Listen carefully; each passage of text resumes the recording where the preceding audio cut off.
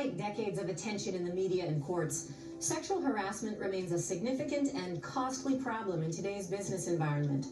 According to the U.S. Equal Employment Opportunity Commission, since 2010, more than 7,000 sexual harassment charges have been filed with the agency each year.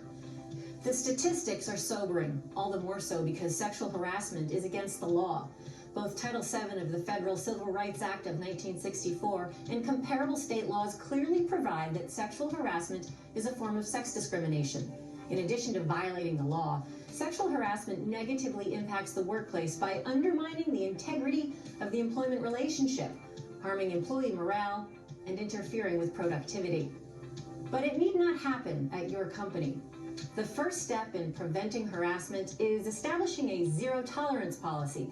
Clearly state that no form of harassment will be accepted at your workplace, including not only sexual harassment, but also harassment due to race, religion, ethnic background, age, or disability. Publish the policy in your handbook and post it prominently on your company intranet or internal website. Next, offer employees training in how to recognize harassment. Make sure they understand what types of actions and behaviors constitute sexual harassment and what things do not constitute sexual harassment.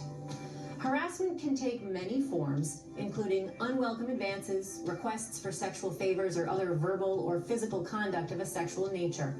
Harassment is illegal when it's used as a basis for employment decisions. For example, when an individual's employment, job duties, or opportunity for advancement are made conditional on granting sexual favors or being receptive to sexual advances. This type of harassment results in a tangible employment action, such as a hiring, firing, promotion, or demotion. Sexual harassment can also take the form of what is known as a hostile work environment, where sexually suggestive talk, jokes, photographs, or behavior are the norm. Making offensive remarks about an individual's gender can also be harassment. Conversely, a polite compliment or asking a colleague for a date is generally not considered harassment unless the behavior is unwelcome and becomes sufficiently severe or pervasive. Whatever form harassment takes, the employer must intervene to stop it. Establish a formal grievance system or process and let your employees know what it is. As a first step, it's helpful for the victim to directly address the harasser and clearly inform him or her that the conduct is unwelcome and must stop. If the behavior doesn't end there, the person being harassed should engage any complaint or grievance system in place at the company to report the alleged sexual harassment.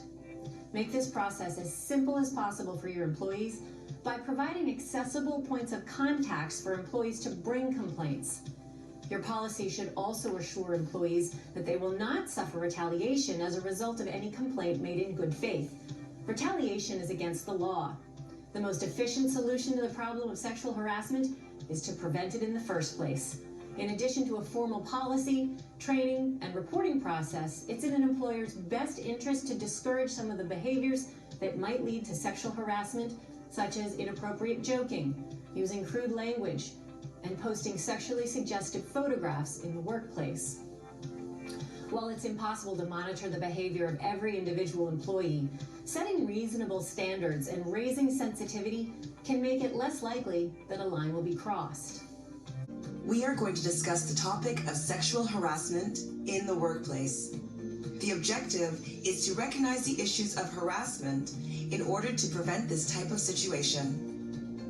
Sexual harassment is an illegal behavior that can have alarming effects on the victim. It can take the form of sexual advances, inappropriate comments, non-consensual physical contact, or other forms of microaggressions. Victims may experience a deterioration of their enjoyment of work, a decrease in interest and productivity, and a loss of self-esteem. Sexual harassment can cause emotional distress, anxiety, depression, and other forms of distress.